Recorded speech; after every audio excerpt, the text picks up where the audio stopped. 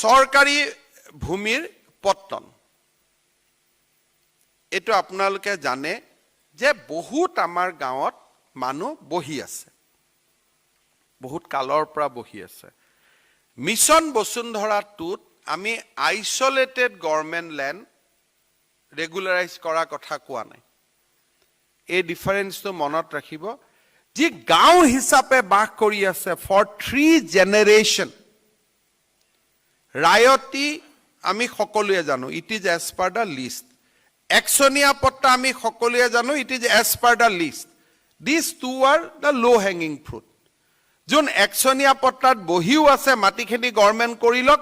আপোনালোকে এপ্লিকেশন লৈ লক then অ্যাকৰ্ডিং to the LAC যাক দিব পাৰে দিলে যাক দিব নোৱাৰিলে সেই মাটিখিনি গভৰ্নমেন্ট হৈ থাকিলে লেখাটো মৰি গল একশনিয়া পট্টা নামটো নোহোৱা হৈ গল থাৰ্ড আহিলে যে সরকারি মাটিত বহি আছো বুলি কৈছো but these are not government land গাঁও আছে স্কুল আছে নামঘৰ আছে they are people are there for generation এতিয়া গভৰ্নমেন্ট প্ৰজেক্ট এটা যেতিয়া তাত যায় মানুহখিনিয়ে উঠাব নোৱাৰো কাৰণ তেওঁলোকৰ পট্টা নাই তেওঁলোকে পইচা নাপায় তাৰ পিছত আমি তেওঁলোকক পট্টা দি ল'ব লাগে দি ল্যান্ড একুইজিশন কৰিব লাগে প্ৰত্যেক ৰেভিনিউ সাৰ্কেলত তেনেকুৱা গাঁও এট বেষ্ট 10 খনকৈ গাঁও আছে এটলিষ্ট ডিব্ৰুগড় লখিমপুৰ তিনসুকিয়া আমি যদি নন ক্যাডেষ্ট্ৰেল খিনি এৰি দিও ক্যাডেষ্ট্ৰেল এৰিয়াত গাঁও হৈ বহি থকা সৰকাৰি ভূমিৰ ওপৰত গাঁও সরকারি ভূমি বুলি কলেও ভুল হ'ব those have a complete character of a village land তেনেকুৱা এটা ৰেভিনিউ সাৰ্কেলত কেইটা আছে এটলিষ্ট আমাৰ উত্তৰ Guwahati revenue circle will have a 10 village it is known মণ্ডল বিলাকে জানে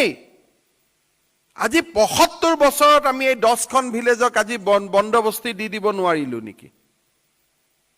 উই কুড হ্যাভ 7 বিঘাকৈ মাটি পাব বাৰীৰ মাটি 1 বিঘাকৈ ঘৰৰ মাটি পাব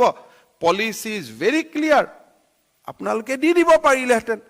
বাট প্ৰবলেম ইজ দ্যাট আমি কামবিলাকত ইন্টাৰেষ্টটো নলওঁ আৰু ইয়াৰ কাৰণে কোনো কথা নাই যদি বোলে নহয় স্যাৰ মই 10 জন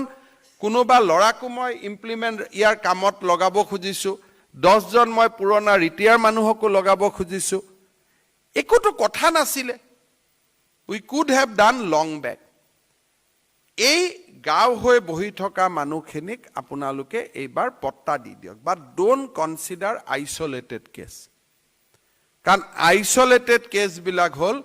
অৰ্গেনাইজ এনক্ৰোচমেন্ট অন গভৰ্নমেন্ট ল্যান্ড যেনেকে এটা আমি গৰু খুটিত দ্যাট ওয়াজ এ অৰ্গেনাইজ এনক্ৰোচমেন্ট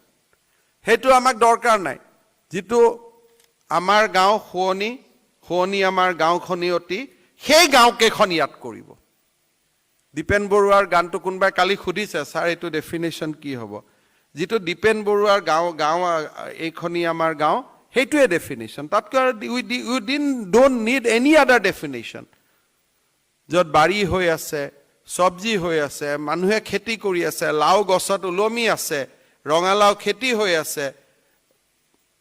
তামোল গছ হৈছে নাৰিকল গছ হৈছে দিজ আৰ দা গাঁও তাত আৰু আমাক কি ডেফিনেশন লাগে সেই গাঁও কেখনত আপোনালোকে পট্টাটো ধুনিয়াকৈ দি থৈ আহক কিবা ডেফিনেশন লাগে নেকি মোক ককচোন কালি মোক যুগেন্দ্ৰাই কৈছে যে ডেফিনেশন কৈছে ডেফিনেশন কি আছে যিমান নাৰিকল গছডাল পুৰণি যিমান তামোল গছডাল পুৰণি সিমানে খেলাটো হৈ গল সৰকাৰি ভূমিক যি আমি পট্টন দিম ৰায়তিৰ ক্ষেত্ৰত কোনো কথা নাই অল ৰায়তি একশনিয়া পট্টাৰ ক্ষেত্ৰত কোনো কথা নাই অল একশনিয়া পট্টা হোল্ডাৰ এণ্ড ৰিমেইনিং একশনিয়া পট্টাৰ যত অৰিজিনেল পট্টাদাৰ বহা নাই those land will be made government and according to the requirement those will be given those people will be given periodic patta গাঁও বুলি কলে সকলোৱে আজি ইউটিউবত দীপেন বৰুৱাৰ গানটো শুনি লব সেইখন গাঁৱৰ মানুহকে ভূমি পট্টন দি আপোনালোকে ওলাই আহিব তাতকৈ বেছি স্মাৰ্ট হ'ব নালাগে কিন্তু মই দুই এজন সাৰ্কেল অফিচাৰক একদম মই ইন্টেনশনালি কৈছো উই শুড বিকাম স্মাৰ্ট যিমানটো হ'ব লাগে তাতকৈ নহয় গৈ পেলাই গৰু খুঁটিত পট্টা দি ওলাই আহিম সেইটো নহয় আমি অকল থলুৱা খিলঞ্জীয়া গাঁও থলুৱা বুলি ক'লে তেওঁ যি জাতি জনগোষ্ঠীৰে নহওক কিয় অসমীয়াও থলুৱা হ'ব পাৰে মণিপুৰী এজনো থলুৱা হ'ব পাৰে বৰাক ভেলীত বঙালী মানুহ এজন থলুৱা হ'ব পাৰে বাট থলুৱা হেজ এ ডেফিনেশ্যন ক'ত ডেফিনেশ্যনটো আছে ফৰেষ্ট এক্টত যে he has to be there for 3 generation 3টা জেনেৰেশ্যন য'ত বস কৰি আছে ধুনীয়া গাঁও সেই গাঁৱত পট্টন দি ওলাই আহক